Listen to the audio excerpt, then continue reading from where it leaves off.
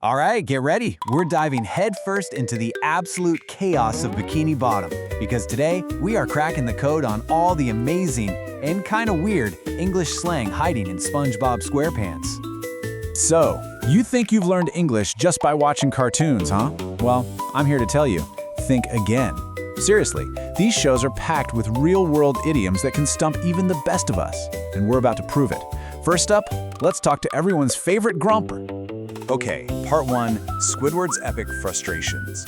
We're gonna learn how to sound dramatically annoyed. Because let's be real, nobody, and I mean nobody, is better at being miserable than Squidward. So let's see how he does it. Oh yeah, a total classic. I can't take it. You can just feel the pain, right? He is at the absolute end of his rope, stuck between SpongeBob and Patrick's non-stop happiness. But what's he really saying here? So, I can't take it doesn't mean you're physically taking an object. Nope. It's an idiom that means your patience has completely, totally, 100% run out.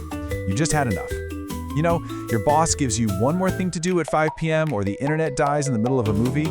That's when you throw your hands up and go, I just can't take it. And the drama just keeps on coming. 2 weeks? I'll never make it. To Squidward, waiting 2 weeks to see his own gorgeous face feels like a prison sentence. This is what we call peak exaggeration. And trust me, native English speakers do this all the time. And what's so cool about I'll never make it is how flexible it is. You're not literally saying you're gonna die, right? It can mean you'll never get there on time, you'll never finish this homework, or you just can't survive a boring meeting. It's your go-to phrase for any time a challenge feels, well, impossible. But what happens when he gets really mad? I mean, beyond just frustrated. Sometimes you need a good, solid insult, but maybe a kind of silly one. And that brings us to one of Squidward's absolute best. Nincompoop. I mean, just say it out loud. It's such a funny word, right? And that's what makes it so great. It's definitely an insult, but it's not super mean or offensive. It's what you call someone when they're being a total fool, but not in a nasty way. It's basically the perfect lighthearted insult.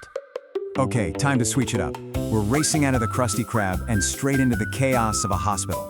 We're talking commands and pure panic, where every single word is an emergency. So imagine this. You desperately need to know something, and the person with the answer is just standing there, silent. What do? You yell, "Spit it out." It's the perfect, aggressive, super informal way to say, quit stalling and tell me what's going on now. And then you've got this one. Hold it. Just 2 little words, but man, are they powerful. SpongeBob yells this and stops the doctor cold. It's super direct. Yeah, think of hold it as a verbal stop sign. It's way more forceful than just saying, wait a minute. You use this when you need somebody to freeze, like right now, whether they're about to make a huge mistake or, grab the last slice of pizza. Very important. Next up, you can say that again. This is a masterclass in misunderstanding. We're about to look at a phrase that's a perfect example of how the exact same words can mean 2 totally, completely different things.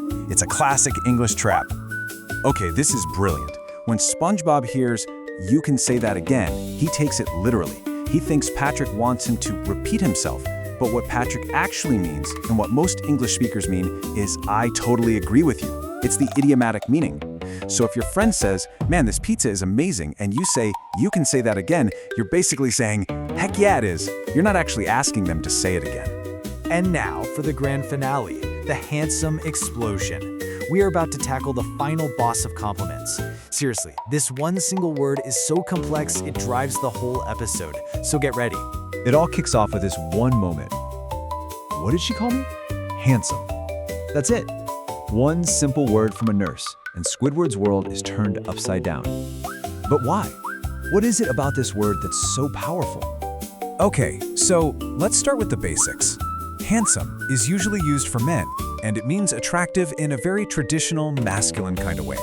We're talking strong features, a defined jawline, that classic movie star look. You know the vibe. But then, SpongeBob comes in and levels it up. He tells Squidward, "You're not handsome, you're a hunk." Whoa. Okay, so now we have a whole new word in the mix. What's the difference? Think of hunk as like handsome on steroids. It's way more informal, and it's all about being big, strong, and muscular. Handsome can be elegant and refined, but hunk is just raw physical power. It's a much more casual word and honestly a little bit silly sometimes. But hold on a second. Can you call a woman handsome? Now this is where things get really interesting and really tricky. The short answer is yes, but it's complicated. And knowing how to use it is a real sign of an advanced English speaker. So let's break this down. Okay, look at this. For men, calling someone handsome is easy. It's always a good thing. But for a woman, it's a very, very specific type of compliment. It doesn't mean pretty or cute. It means attractive in a strong, impressive, dignified way. Think powerful features, maybe an older woman who carries herself with a lot of wisdom. But, and this is super important, you gotta be careful, because it's so tied to masculine ideas of attractiveness, it can easily be misunderstood as you calling her man-like. So use with caution. So what's the big takeaway here? It's simple. Context is everything. It doesn't matter if you're calling someone a nincompoop or handsome, the situation, your tone of voice, who you're talking to, it changes the entire meaning. And that is the real secret to getting good at English slang. And just like that, you've got your SpongeBob Slang Survival Kit. So let's run through it one more time. I can't take it is for when you're totally fed up. Spit it out means tell me now. You can say that again as how you say I 100% agree. Hunk is for a super strong, attractive guy. And handsome is a classic, but remember to be careful when you're talking about women. You are now officially equipped with linguistic superpowers, all thanks to Bikini Bottom. So we've cracked the code on SpongeBob, but this is just the tip of the iceberg, right? Now that you know what you're listening for, what other cartoon characters out there are speaking in their own secret English code? That's your next mission, should you choose to accept it. Go find out.